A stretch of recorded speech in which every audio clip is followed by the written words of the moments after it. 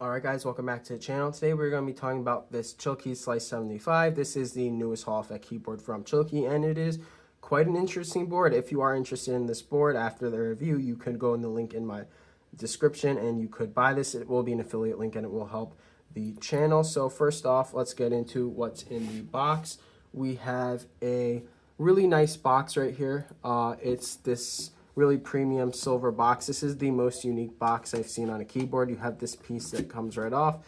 Just a simple but really unique box. But let's get into what comes in the box. First off, you'll get a switch and keycap puller, and you'll get a ribbon cable with a tool, just if you need to take apart the keyboard more.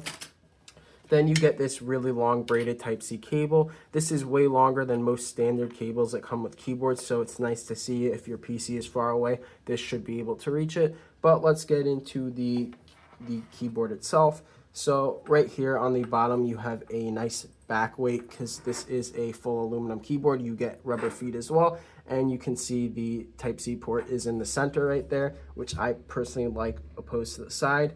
To take apart this case, you just push down on the corner keycaps and the top case just comes off like that. You have a nice little badge here.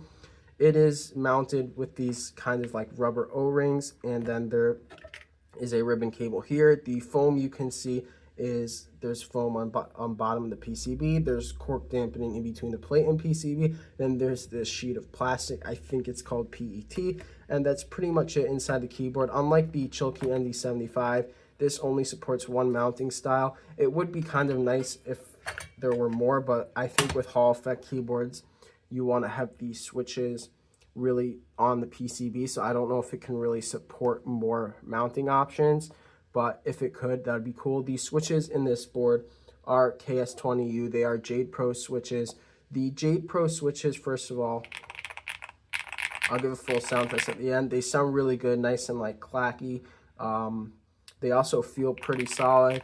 They feel definitely one of the closest Hall effect switches to mechanical. I think these are a really solid switch choice for this board.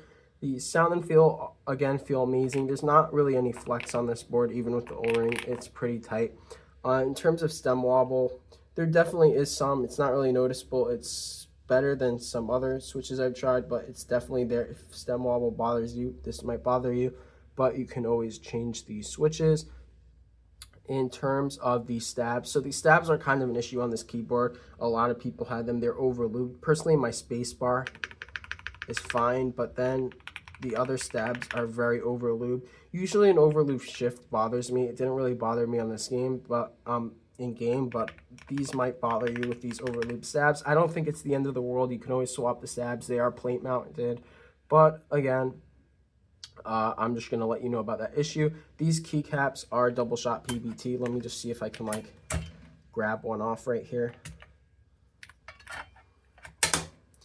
As you can see, they're double shot PBT. They're pretty nice keycaps. Nothing super premium, but I think this is the standard that should be on every pre-built keyboard. In terms of performance, this performs really good in game. I don't have any actual performance numbers.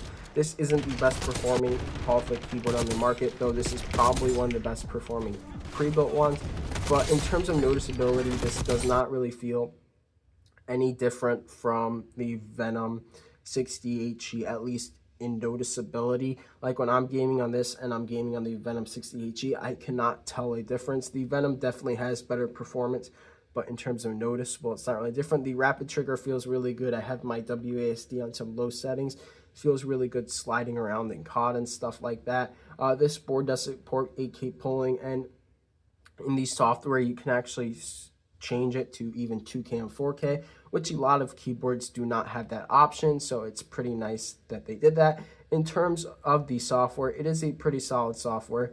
It's one of the better softwares for Hall effect keyboards, but it's nothing insane, but it's good. In terms of RGB, this keyboard does support RGB. I am showing you right here. This is how it looks.